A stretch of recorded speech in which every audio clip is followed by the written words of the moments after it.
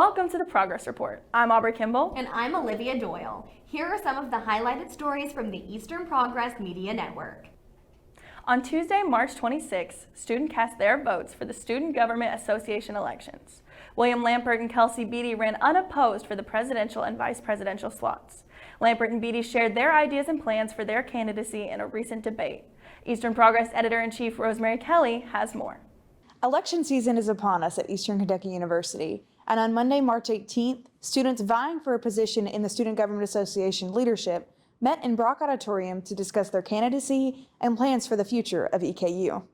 EKU Senior and Campus Activities Board Vice President incumbent Taryn Ritchie, alongside juniors Parker White and Ross Cannon, discussed their goals and plans for their candidacy if they were to be elected. All three of the candidates would continue to contribute SGA funds to E3 experiences, including concerts and other events. During her tenure in the position, Ritchie said that although she was not able to provide student life with, quote, as much money for concerts this year, working with them to evaluate whether to add another event could be a possibility. Collaborating with students and making the role of SGA clear to the student body was echoed by all candidates. If elected again, Ritchie imagines her year in the position as one of growth. I could grow on what I had done this year, grow on the accessibility pieces, grow on transparency, grow on new events, and making relationships with different organizations on campus. Candidates also echoed the importance of accessibility for students at all events across campus. Current efforts, Ritchie said, include a separate check-in for students with accessibility issues. Pre-pulling T-shirts for students who may not be able to wait in line for lengthy periods of time is also a possibility. Having a separate line for people who need it is absolutely an idea I would support because it offers them an opportunity to feel more welcome. It makes them feel more accepted, that their concerns are being heard. For Cannon, leadership in the position would be rooted in helping students understand the importance and value of change. It just means that I would want people to understand why a change is important and how it can be beneficial to them.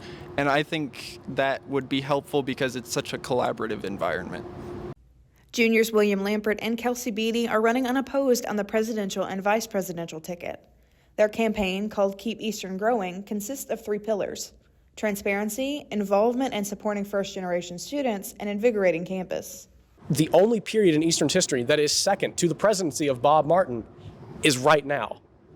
So it's up to us to keep Eastern growing and to make sure that we are the ones that can foster this environment for generations to come.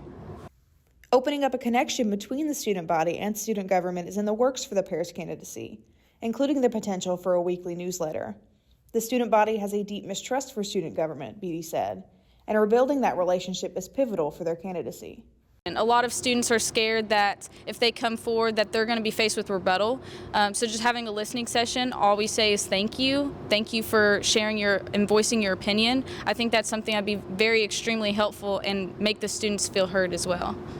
Students are able to cast their vote on March 26th on MyEKU. Reporting for the Eastern Progress, I'm Rosemary Kelly. 21-year-old Adrian Watkins has been charged with first-degree rape. This is in connection to a sexual assault that occurred in the parking lot of the EKU Business and Technology Center in late January. According to the arrest complaint, the victim reported she was raped after becoming unconscious. EKU Police Chief Brandon Collins wrote in an email to the campus community that the victim met Watkins on Snapchat. Watkins is currently being held in the Madison County Detention Center. For many students here at EKU, taking the ACT or SAT was a requirement for admission. As a response to the COVID-19 pandemic, many public and private universities across the country are becoming test optional. This means that they will no longer require ACT or SAT scores for admission. Some private universities announced in late February that test scores would return as an admission requirement. Assistant Vice President of Retention and Graduation, Gil Hunter, said that the change to bring back the test score requirement is not currently planned for EKU. March is Women's History Month, and to celebrate, the Eastern Progress asked colonels to speak out about influential women in their life. Reporter Madison Livers has the story. In honor of Women's History Month, we here at the Eastern Progress are asking EKU students to speak out about an influential woman in their life. I'd probably say my mom. She pretty much grew up without her parents at all, so she had a harder life, and Just she really inspires me, all that she went through. My grandma, because she's always been a big part of my life, and she's shown me how to make food, how to clean the house, do flower beds in the garden, and just how to be a better person. My mom, she gave birth to me, so obviously, and also she's just so, she's an amazing woman, and I'm so proud to be a child. My mom, I've always struggled socially, and she's a therapist, so she's been able to like help me to be able to cope and to like kind of condition myself out of being as anxious as I was. I would say my great aunt, and it's because she influenced me to like continue making good grades throughout high school, which led me into getting into college. As Women's History Month comes to a close, please take the time to thank an influential woman in your life. Reporting for the Eastern Progress, I'm Madison Livers. An addition has been made to the EKU men's basketball roster for next season, allocating for an exciting return from basketball star Devontae Blanton.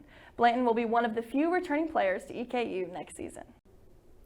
EKU men's basketball star Isaiah Cozart has been selected as a finalist for the Lou Henson Player of the Year award. This award honors former Illinois and New Mexico State head coach that won 775 games in 41 seasons. It is awarded every year to the top mid-major player in college basketball. The winner will be announced during the NCAA Division I Basketball Final Four on April 6th. For more details on these stories and additional stories, grab a copy of the Eastern Progress or go to easternprogress.com. For the Progress Report, I'm Aubrey Kimble. And I'm Olivia Doyle.